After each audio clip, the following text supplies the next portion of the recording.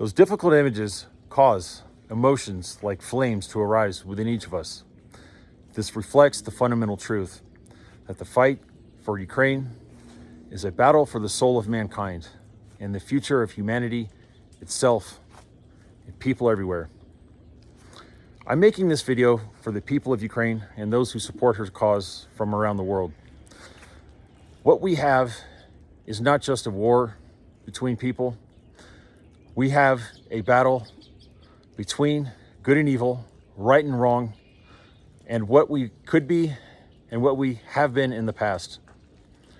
We cannot escape history, and history is here, and history is ours to be made. I spent the last 2 years undergoing a radical transformation. I felt a power come over me, a force like none other I'd ever experienced in my life when the full-scale invasion happened. I went to Ukraine and served in the armed forces for approximately 9 months. And as I've had time to reflect from my surgery in the United States, I've learned that what we are pursuing and what we believe, what we all feel in unity together around the world is related to the purpose of what truly matters. I'm going to prove to you 3 things. Number 1, that those who have died in past are in a better place. That's right, I'm going to prove there's an afterlife with scientific facts and data that'll be in the link in the description. Number 2, I'm going to do that with the near-death experience research, which is irrefutable at this point. Number 3, the only thing that matters is standing up for your fellow man when they are down and they need your help, how you treat other people. Universal love is the only living emotion that goes into the afterlife. And finally, justice must be done by us in this life, and it will be had. So near-death experiences are the vehicle by which I'm going to prove everything I promised to show you in the prior segment. Understand, this is not about religion. It's just about a person, what they're comprised of, a consciousness, a mind, and a physical body, and how those work together. And the permanence of a person's consciousness and what makes them who they are. Now, there are 3 elements to a near-death experience. Number 1, it's someone who has a non-functioning brain. Coma, plane crash, gunshot, car accidents, heart attack. Nothing, no brain activity either at all, or nothing above that which is necessary to sustain breathing and heartbeat. Number 2, despite that dead brain, basically, non-functioning ability, they have an intense and vivid experience which is filled with sensations and understandings, thoughts, self-awareness, and all the complexities and rich detail that are incompatible with what we think we know about brain activity and brain functioning. Third, they must have long-term permanent changes in their personality. People who go through a near-death experience start to value human relationships. They don't care about money or status. They often change jobs and spend half their time volunteering. Then, when we get past all this, I'm going to tie it all together.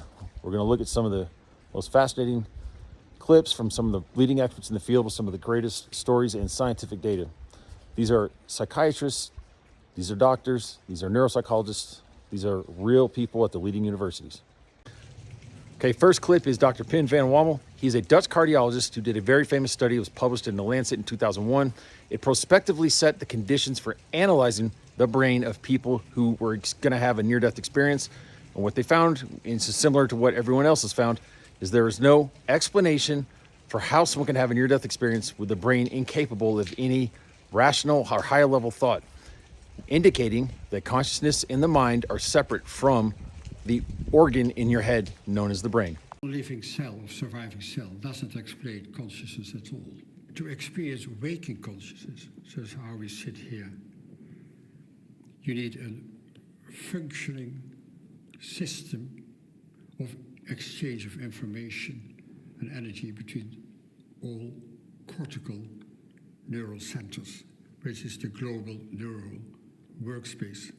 That's what you need, according to modern neuroscience, to experience consciousness. And we know from cardiac arrest, and we can come to it back later, there is no function of the cortex at all left.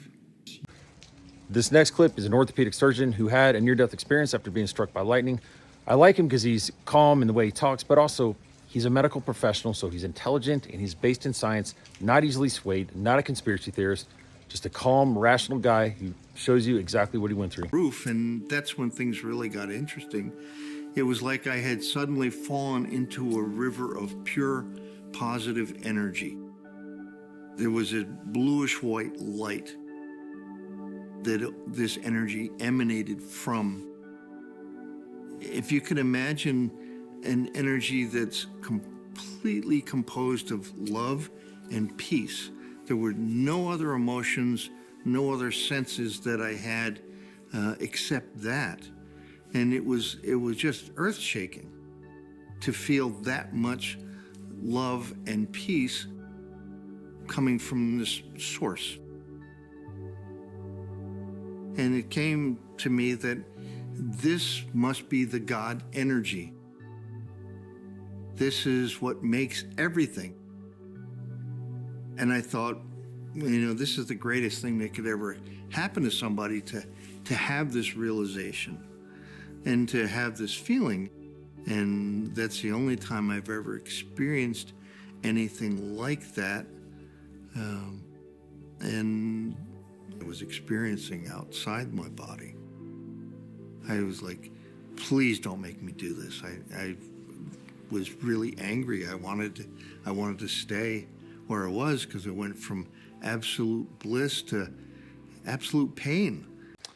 At the beginning of this video, I promised you that I would show the people who have been lost in Ukraine, the beautiful children, the men, the women, and the brave warriors of Ukraine on the battlefield are in a better place. As you can see from the description of the near-death experience by that orthopedic surgeon, he felt pure bliss and so much love that he did not want to come back. And that is consistent amongst people who've had near-death experiences. Thousands and thousands of people, all of them have no fear of death now, and they don't want to come back to their body because the body's painful and they feel no pain. Let that be a source of comfort. Let that be a source of understanding. Something else I explained to you in the beginning that I promised I'd show you is that justice would be done. And this is in the form of a life review, meaning a near-death experience is an example of what happens when you actually die and don't come back. So what happens in a life review is your entire life plays out before you. You may be knocked out or unconscious or have a near-death experience that in the regular world is only 2 to 3 minutes long, but where you are, pursuant to various laws of physics and whatnot, it can be hours and hours and hours or a lifetime. People live everything they've done wrong. They relive how they impacted their victims. Most critically, they have to relive the pain they've caused family members and others through the eyes, emotions, hearts, and minds of the victims themselves.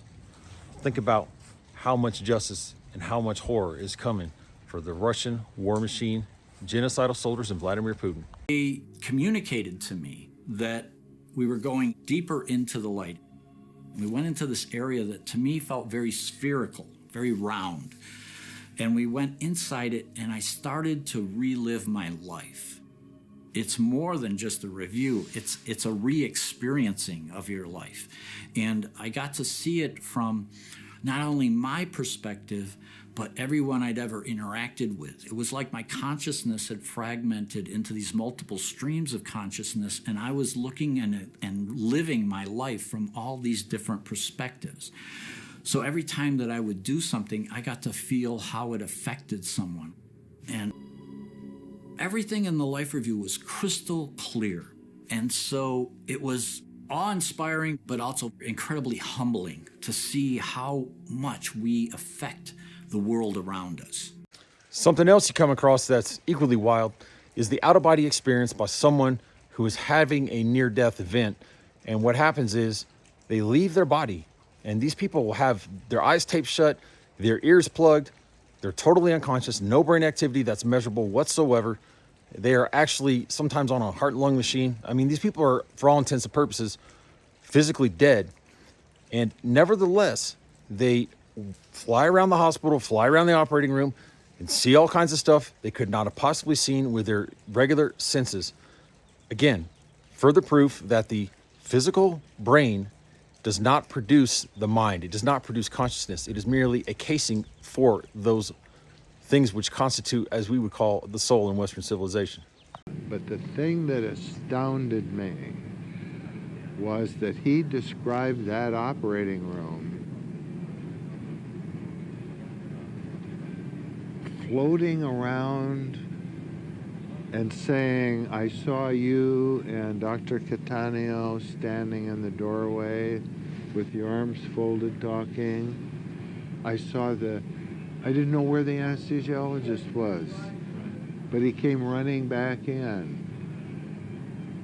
And I saw all of these post-its sitting on this TV screen.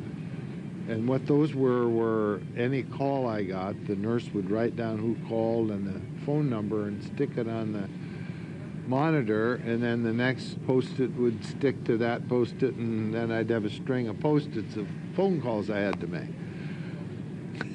He described that. I mean, there's no way he could have described that before the operation because they didn't have any calls. No. Right? And he's sitting on, And he's lying on the, so he must have been floating. He was up there. Yeah. He described the scene, things that there is no way he knew. And I got called one evening to go to the emergency room and evaluate a patient who had been admitted with an overdose. So I went down to see her, and she was completely unconscious as far as I could tell. I tried to speak with her. I moved her limbs around, and she had absolutely no response at all. So I assumed she was out cold based on whatever medication she had taken. However, her roommate had brought her into the hospital and was waiting down the hall in another room to talk to me. So I went down to the other room and got from the roommate information about the patient, what stressors she had been under, what she might have taken, and so forth. And then when I finished talking with the roommate, I went back to see the patient, and she was still apparently totally unconscious. So she was admitted to the intensive care unit overnight, and I arranged to see her the following morning after she awoke. When I went there the following morning, she was barely awake, very, very drowsy, but I could talk with her. So I introduced myself, and she said, I know who you are. I remember you from last night. Well, that kind of surprised me because I didn't think she had any memory of me from last night. So I said to her, I'm surprised. I thought you were unconscious when I came to see you. And then she said to me in a very clear tone, not in my room. I saw you talking to my roommate. Well, that kind of startled me because I couldn't imagine what she was talking about. So I said, do you mean the nurses told you I talked to your roommate? And she said, no. And then she opened her eyes, looked at me straight in the eye and said, I saw you. Well, that made no sense to me at all. The only way she could have done that is she had left her body and come with me down to the other room. And as far as I could tell, I was my body. How can you leave your body? So she could see my skepticism, and she then proceeded to tell me about my conversation with her roommate, everything we said, what we were wearing, where we were sitting, and she made no mistakes. It just blew me away. So the wildest thing I came across in researching near-death experiences for hundreds of hours and talking to the leading experts and reading thousands of pages of scientific journals and other, peer-reviewed types of information is the people who have a near-death experience, and while they're having this event, they meet someone who they didn't know was dead, and that person tells them a fact they couldn't possibly have known before, and then they wake up and say and mention that they saw this person and they said this particular thing, and there's no way they could have known any of this stuff. And so we're going to hear about that. An example of this, one fellow I interviewed was a 25-year-old technical writer who was hospitalized with severe pneumonia. He had repeated respiratory arrest incidents where he couldn't breathe. And in the hospital, he had one particular nurse, Anita, who was about his age, who would see him every day. And one day she told him she was going to be taking a long weekend off and other nurses would be substituting for her. While she was gone, he had another respiratory arrest where he had to be resuscitated. And during that one, he had a near-death experience. And he found himself in a beautiful pastoral scene. And there, to his surprise, Anita came walking towards him. He said, Anita, what are you doing here? She said, Al, you need to go, Jack, you need to go back to your body. And I want you to find my parents and tell them that I'm sorry I wrecked the red MGB. And then she walked off. When he later woke up back in his body in the hospital room, he had full memory of this experience. And he tried to tell the first nurse who walked into his room, and she got very upset and rushed right out. It turned that his nurse, Anita, had taken the weekend off to celebrate her 21st birthday, and her parents surprised her with the gift of a red MGB. She got excited, jumped in the car for a test drive, lost control and crashed into a telephone pole and died instantly, just a few hours before his near-death experience. Now, how would he have known that she died, or let alone how she died? Okay, the final clip we're going to look at today deals with how much a near-death experience changes a person. It is a greater change than you see with psychotherapy or psychiatric medication, and it happens in a matter of seconds or minutes. That's key for a couple of reasons. Number one, it proves the validity of a near-death experience is not a hallucination or an imagined event, but a real, actual event. And number two, more importantly for us, it shows that the lessons that people take, valuing human connection, valuing love, valuing justice, valuing doing things to help other people in need, is more important than money, status, or power. That's how they change, and it's a lesson we take.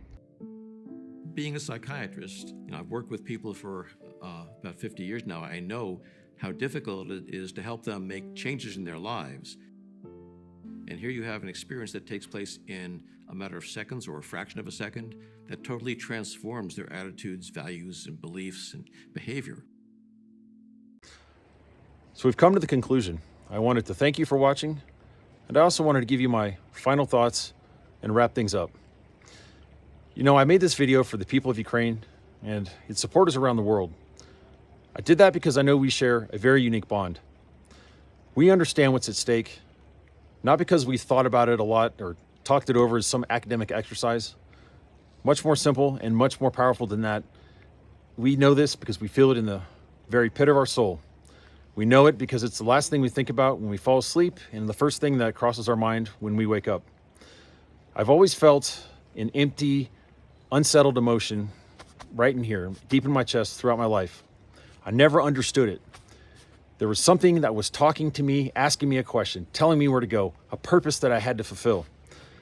I can't explain how many nights, hundreds at least, where the moonlight would come through the blinds, filter into my room at 3 a.m. I'd hear a train off in the distance, and I would know that I was not alone. I didn't know what that was until the first day of the full-scale invasion. Something was activated inside me. And ever since then, I've felt more purpose and more transformation and more love than I've ever thought possible. We are a community of individuals, but we are also a family. We know that we would rather perish than live in a world where right and wrong doesn't matter. And we know that Ukraine is going to win. Beyond liberating the territorial boundaries of that great nation, we are liberating the soul of mankind. And so I made this video because I wanted to tell you how much I love and appreciate everyone, how much I am thankful for the privilege of the Ukrainian people to serve such a momentous event in history. It's an honor to risk everything for you. It's a privilege to be speaking now. And I wanted to give you peace that those who have passed are in a better place and they will see us when our time comes. Death is nothing to fear. And what we feel, this overwhelming drive, this gravitational force, which actuates each of us towards the light of righteousness for Ukraine, for the future, for freedom, for self-determination, it's not an illusion. It is a universal principle that echoes across the galaxies and throughout the span of all time. We can do this. We will do this. And we will make a new world through this beautiful struggle. I wanted to reach out to you guys. Everything's good. We're on the right path. The crazy world may not understand what we're doing, but that's okay. We do not suffer from the disease of indifference. We suffer and we toil in the fields of destiny. God bless you all, and God bless Ukraine.